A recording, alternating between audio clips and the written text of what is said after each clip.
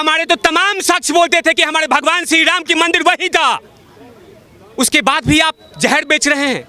लेकिन हमारे शिवलिंग पे या हमारे भगवान श्री राम को किसी दूसरे चीज़ से कंपेयर करोगे, हम बर्दाश्त नहीं करेंगे। ये याद रखिए, हमारे मस्जिद को छीना जा रहा है, कयामत से कयामत की रात तक हम इसको लेके रहेंगे, ये करेंगे वो करेंगे। मतलब न्यायालय वाले कुछ नहीं है, अपने कौम में जहर बेच रहे हैं, जहर लगा रहे हैं, प्लांट कर रहे हैं। क्या अमित शाह जाके वो कोर्ट में जाके उन्होंने जज के कनपट्टी पे बंदूक रख के लिया क्या वो वर्डिक्ट? कुछ दिन के बाद ये कहेंगे कि ये पाकिस्तान से सर्वे टीम आएगी तभी हमें भरोसा होगी। आज तक कोई एक साक्ष्य दिखा दे कि हमने कोई हिंदुओं ने कोई मस्जिद को छीनी हो, कि जब नरेंद्र मोदी आएगा ना इस देश का प्रधानमंत्री बन के तो आपका दाढ़ी और टोपी छीनवा लेगा। बोला था ना, बहुत लोगों ने बोला था। किसी मुसलमान के साथ ऐसा किया गया क्या? दंगे का एक्सपेरिमेंट हो रहा है, वो तमाम एक्सपेरिमेंट लगातार डिसमेंटल हो रहे हैं। पत्रकार महोदय, एक कुछ नेता ऐसे हैं, संगठन जो चला रहे हैं कि इस देश में बड़ा दंगा हो जो नरेंद्र मोदी को सरकार को हिला के रख दे। नमस्कार, मैं हूं काजल सिंह और आप देख रहे हैं खबर इंडिया। एक तरफ शिवलिंग, दूसरी तरफ फव्वारा। पहले तो सर्वे टीम को रोका जाता है और जब वहां से 12 फीट 8 इंच का शिवलिंग निकलता है तो उसको फव्वारे का नाम दे दिया जाता है। इस पर खास बातचीत करने के लिए हमारे साथ कुछ लोग मौजूद हैं, हम उनसे बात करेंगे। सर, जिस तरह से शिवलिंग वर्सेस फव्वारा चल रहा है, पहले तो सर्वे टीम को रोका जाता है और अगर सर्वे होकर वहाँ से हिंदू पक्ष का ये दावा होता है कि वो शिवलिंग है तो मुस्लिम पक्ष का ये दावा होता है कि वो फव्वारा है। देखिए, कभी भी एक बात याद रखिएगा कि वो कभी स्वीकार नहीं कर सकते हैं, शांति समुदाय के लोग कभी स्वीकार नहीं कर सकते कि वो शिवलिंग था। अगर उनमें इतनी सहनशीलता है और ये जो हमेशा से बोलते हैं भाईचारा भाईचारा भाईचारा, तो बाकायदा उन तमाम सर्वे टीम को अंदर में लेके आना चाहिए था, रेड कारपेट लगा के, कि आप आइए और वो तमाम तहखाने को खोलिए, वो तमाम दीवालों को खोदिए। अगर आपको सबूत मिलता है तो ये ज्ञानवापी मस्जिद आज से ज्ञानवापी मंदिर कहला जाएगा, तब हम मानते ना। लेकिन आप क्या कह रहेंगे? आप क्या कह रहे हैं कि वो फव्वारा है, उस समय मोटर वोटर लगा के दिया गया था। कौन उसमें कहीं लग रहा है क्या कि कोई भी मोटर या कोई भी पाइप कहीं से आसपास में दिख रहा है? शिवलिंग के आसपास में अमेंडमेंट किया गया है। आपने देखा है कि शिवलिंग के टॉप में एक सीमेंट का लेयर बना के क्रॉस करके अमेंडमेंट किया गया, उसमें बदलाव छेड़छाड़ किया गया है और कहा जा रहा है कि वो फव्वारा था। तो मोटर दिखा दीजिए, वो पाइप दिखाइए, या अलग से साइड से कोई पाइप दिखाइए, तो आप उस वो चीज़ नहीं बातें करेंगे। अब बात क्या कर रहे हैं कि वो फव्वारा हमने लगाया था मजा करने के लिए। और बताइए कि वजू खाना में फव्वारा, ऊपर से कितने सारे नेता बोल रहे हैं कि आप जहां जहां मस्जिद में जाएंगे ना वहां वहां आपको फव्वारा मिलेगा। मतलब कुछ भी। एक हैदराबाद के मस्जिद को ऐड करके दिखाया गया कि ये भी देखो, ये भी शिवलिंग है क्या? मतलब बेतुका बयान तो मत दीजिए, कीजिए, साक्ष्यों पे बात कीजिए। जो वहाँ के अजय मिश्रा जी जो कमिश्नर थे, उन्होंने जो पूरा दिया है आज डिटेल, उस डिटेल के बारे में बहस नहीं हो रही है, हार नहीं हो रही है। इतना ही अगर आप में लग रहा है कि मतलब आपको लग रहा है कि कुछ गलत हो रहा है तो सुप्रीम कोर्ट में भी गए। सुप्रीम कोर्ट ने चांटे दिए क्या? चांटे उनको दिए और कहा कि हाँ वो शिवलिंग है, उसको सील किया जाए, उस पर रिसर्च होना चाहिए। रिसर्च हो भी रहा है। सुप्रीम कोर्ट ने यह भी कहा कि हम निचली अदालत की वर्डिक्ट को हम सम्मान करते हैं, हम उस पर विश्वास करेंगे। आप तमाम लोग निचली अदालत पे विश्वास कीजिए, कहा जा रहा है। और उसके बाद भी आप कह रहे हैं कि ये फव्वारा है। ओवैसी कह रहे हैं, अलग अलग जाके बयानों पे बोल रहे हैं कि हमारे मस्जिद को छीना जा रहा है, कयामत से कयामत की रात तक हम इसको लेके रहेंगे, ये करेंगे वो करेंगे। मतलब न्यायालय वाले कुछ नहीं है। बाबा साहब भीमराव अंबेडकर के संविधान पे कोई आपको भरोसा नहीं है। जब नरेंद्र मोदी के कुछ फैसले लेते हैं तो बाबा साहब का संविधान खतरे में है, डोल रहा है, लोकतंत्र पे चोट पहुंच रहा है, लोकतंत्र का खंभा हिल रहा है। और आज मामला जब कोर्ट में है तो आप कह रहे हैं कि छीना जा रहा है। मतलब कौन सी बातें कब बोलनी है आपको कुछ भी पता नहीं है। जहर बेच रहे हैं आप, अपने कौम में जहर बेच रहे हैं, जहर लगा रहे हैं, प्लांट कर रहे हैं। आप साक्ष्य पे बात कीजिए, बैरिस्टर हैं, बैरिस्टर की तरह बात कीजिए। कभी तो मुझे क्वेश्चन मार्क आता है कि आप सचमुच पढ़े लिखे हैं।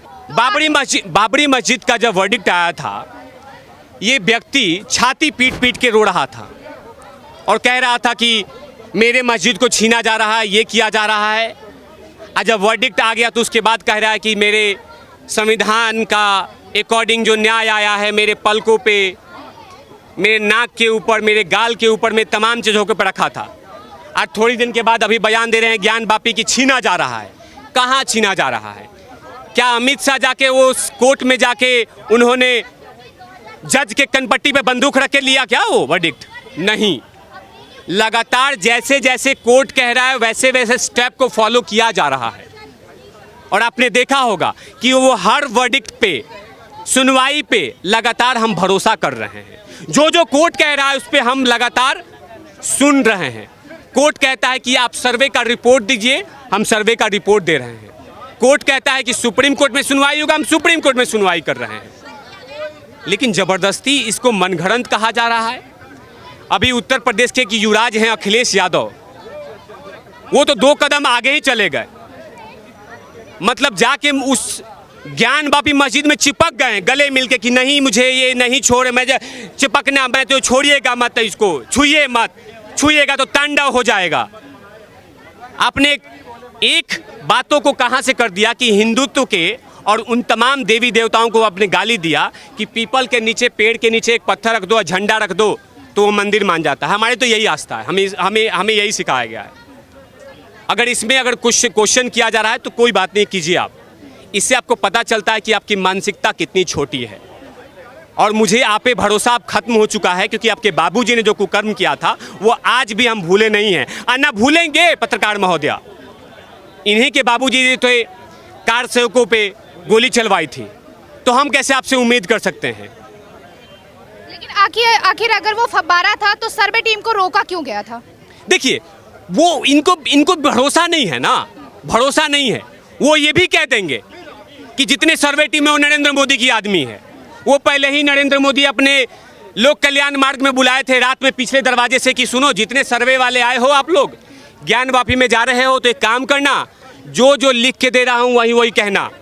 तुम कह देना कि वहाँ पे कमल का फूल मिला था, वहाँ पे मूर्ति मिली थी, और भी रिपोर्ट लिखो, उसमें कह देना कि उसमें शेषनाग का मूर्ति मिला था, ये भी लिख लो। अब वही चीज़ें बोलना, अब ये भी कह देंगे। कुछ दिन के बाद ये कहेंगे कि ये पाकिस्तान से सर्वे टीम आएगी तभी हमें भरोसा होगी। तो एक तरफ देखिए जो है ओवैसी जी ये कहते हैं कि हम आखिरी कयामत तक लड़ेंगे, हमने बाबरी खोया है, हम ज्ञान वापी नहीं खोएंगे, हम आखिरी तक लड़ेंगे। दूसरी ओर शफीकुर रहमान भी कहते हैं कि हम मुस्लिमों को साथ आना होगा। देखिए, ओवैसी की मानसिकता से इसी से पता चलता है कि हमने खोया है। आपके बाबूजी ने बनाया था बाबरी को आपके बाबूजी ने बनाया था कि सीमेंट में वही लगाया था उन्होंने कि खोया था। मतलब आर्कोलॉजिकल साइंस पे आपको भरोसा नहीं है, कोर्ट पे भरोसा नहीं है, जज पे भरोसा नहीं है आपको, आपने बोला खो गया। हम नहीं बोलेंगे, हमारे तो तमाम शख्स बोलते थे कि हमारे भगवान श्री राम की मंदिर वही था। उसके बाद भी आप जहर बेच रहे हैं और अब आप बोल रहे हैं कि ज्ञान वापी हम लेके रहेंगे, ज्ञान वापी हमसे कोई छीनेगा नहीं। छीन कोई नहीं रहा है ओवैसी, कोई नहीं छीन रहा है तुमसे। हम न्यायालय के रास्ते के द्वारा जा रहे हैं। हमारे में इतना सहनशीलता है कि हम न्यायालय पे भरोसा रख रहे हैं। अगर हमारे में सहनशीलता नहीं होता जो पाकिस्तान में हो रहा है वो देख रहे हैं आप। वो जिस मंदिर पे हाथ रखते हैं उसको शाम तक नस्ता नाबूद कर देते हैं, वहां सहनशीलता नहीं है। और आप बोल रहे हैं कि सहनशीलता छीन रहे हैं। आज तक कोई एक साक्ष्य दिखा दे कि हमने कोई हिंदुओं ने कोई मस्जिद को छीनी हो। आप जबरदस्ती हमारे गले में शब्द डाल रहे हैं, उन तमाम लोगों को जहर बेच रहे हैं, उनको भड़का रहे हैं कि ताकि ऐसा देश में माहौल बने, ताकि नरेंद्र मोदी पे भी ये कहा जाए कि देखो इस देश में हिंदू मुसलमान हो रहा है। आपने देखा होगा कि नरेंद्र मोदी के कैबिनेट के कोई मंत्री ने भी ज्ञान वापी के मुद्दे पे कोई एक शब्द तक नहीं कहा है।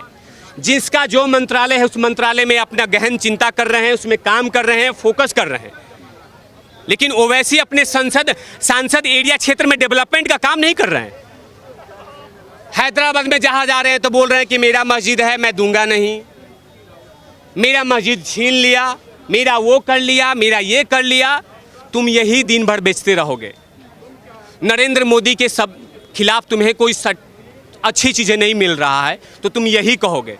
कुछ दिन के बाद ये भी कह देंगे ये कि रात में आरएसएस के लोग आए थे बैलगाड़ी लेके और जो शिवलिंग मिला है उसको रात में चुपके से सब लोग सो रहे थे नमाज पढ़ के, तो तमाम आरएसएस के कार्यकर्ता गए ज्ञानवापी मस्जिद में चुपके से रख के आ गए। वो भी कह देंगे, देखिएगा, अभी इंतजार कीजिए, अभी बहुत सारे लोग आएंगे धीरे धीरे। देखिए बहुत सारी टिप्पणियां आ रही है इस पे, जब से शिवलिंग का ये मतलब हिंदुओं ने जिस तरह से दावा किया है कि शिवलिंग निकला है, तो इस पे बहुत सारी टिप्पणियां आ रही है। उसमें से एक डीयू के प्रोफेसर हैं संजय कुमार, उन्होंने कहा है कि अगर ये शिवलिंग है तो क्या शिव जी का खतना कर दिया गया था क्या? देखिए जो डीवी के प्रोफेसर हैं उनके पहले पता करना होगा कि उनका जो पैदावार है, जो ये जहाँ से आए हैं, उसमें पक्का मिलावट है। मिलावट है तभी ऐसा जहर बोल सकता है। अब अंदाजा लगाइए कि इस मिलावटी सामान पे मैं कैसे भरोसा करूं। ऐसे कितने सारे जहरीले पत्रकार हैं जो लगातार किसी न किसी चीज़ को ट्वीट करके मैच कर रहे हैं। उसने लीची से शिवलिंग को बराबरी की थी। वो तो हमारे बड़े भाई दीपक शर्मा जी ने चैलेंज किया कि तुम्हें 24 घंटा में अगर नौकरी तुम्हारी नहीं खाई तो मेरा नाम दीपक शर्मा नहीं, उसकी नौकरी खाई गई। हम किसी के धर्म पे चोट नहीं पहुंचाते, आपका धर्म है हम सम्मान करते हैं, लेकिन हमारे शिवलिंग पे या हमारे भगवान श्री राम को किसी दूसरे चीज़ से कंपेयर करोगे हम बर्दाश्त नहीं करेंगे, ये याद रखिए। पहले जो है शिवलिंग को जो है वजू खाना बोला जाता है, वहाँ पे पैर धुला जाता है, हाथ धुला जाता है, उसके बाद इस तरह की टिप्पणियां करना और हिंदुओं की आस्था को आहत करना कितना सही है? देखिए पहले वो जिसने बनाया है और जिसने वहाँ पे शिवलिंग रखी है, सोचिए उसमें कितनी गंदी सोच थी, और वो हिंदू धर्म पे चोट पहुंचाने के लिए वजूखाना के बीच में रखा था ताकि आपके पैरों का, हाथों का जो मैल हो लगातार शिवलिंग के टच करता रहे और इनके दिल और दिमाग पे चोट पहुंचता रहे। यही आक्रांताओं की सोच थी कि हम आपके दिल पे और आपके सोच पे चोट पहुंचाएंगे, और यही हो रहा है। यही किया था राम मंदिर के साथ भी। लेकिन क्या हुआ? न्यायालय पे भरोसा हुआ, जीत हुई, और वहाँ पे क्या बन रहा? भव्य राम मंदिर बन रहा है। यहाँ पे भी हमें सुप्रीम कोर्ट पे और निचली अदालत बनारस कोर्ट पे हमें पूरा भरोसा है कि हमारे पक्ष में और ये तमाम लोग जो खड़े हैं इनको ये न्याय मिलेगा। लेकिन इनमें मुझे नहीं पता कि इस भीड़ में हिंदू मुसलमान कौन है, लेकिन मैं कह रहा हूँ कि इसमें लड़ने झगड़ने की बात नहीं है। ये कोर्ट के गोद में है, न्यायालय के गोद में है, और इस पर भरोसा करना होगा। ओवैसी जैसे लोगों पे भरोसा नहीं करना होगा जो लगातार भड़का रहा है ये कि छीन रहा जा रहा है, नरेंद्र मोदी छीन रहा है। यही थे ना कुछ लोग, मैं अंतिम शब्द का इस्तेमाल करूंगा, जब नरेंद्र मोदी प्रधानमंत्री नहीं बने तो ये लोग बोल रहे थे कि जब नरेंद्र मोदी आएगा ना इस देश का प्रधानमंत्री बन के तो आपका दाढ़ी और टोपी छीनवा लेगा। बोला था ना, बहुत लोगों ने बोला था। किसी मुसलमान के साथ ऐसा किया गया क्या? जब सीए कानून के बारे में अभी चर्चा चल रही थी, एनआरसी की चर्चा चल रही है, तो कुछ चिलगोजे नेता क्या बोल रहे थे कि अब देखो अमित शाह वो आपका दाढ़ी कटवाएगा, टोपी हटवाएगा, देश से भगवा देगा। ऐसा कहीं कुछ नहीं हो रहा है। सब लोग अपने अपने दुकान, अपने अपने धंधा पानी चला रहे हैं, लेकिन जहर बेचा जा रहा है। दंगे का एक्सपेरिमेंट हो रहा है, वो तमाम एक्सपेरिमेंट लगातार डिसमेंटल हो रहे हैं। पत्रकार महोदय, एक कुछ नेता ऐसे हैं, संगठन जो चला रहे हैं कि इस देश में बड़ा दंगा हो जो नरेंद्र मोदी को, सरकार को हिला के रख दे। लेकिन धन्यवाद है इस देश के उन तमाम सरकारी संगठनों का, उन तमाम सरकारी एजेंसियों का जो अंदर इन चिलगोजों के हथकंडों पे, इनके नज़रों पे लगातार नज़र बैठा के बैठी हुई है कि आप जहां फन उठाएंगे आपके फन को कुचल दिया जाएगा। यही हुआ। आप इस देश को तोड़ने की कोशिश करेंगे, ये बर्दाश्त नहीं किया जाएगा। जो फैसला कोर्ट में है उस पर हमें भरोसा करना होगा, और हमें बनारस कोर्ट पे और आदरणीय सुप्रीम कोर्ट पे पूरा भरोसा है। जो फैसला होगा न्यायालय का, हमें उसका सम्मान है, हम उसका सम्मान करेंगे।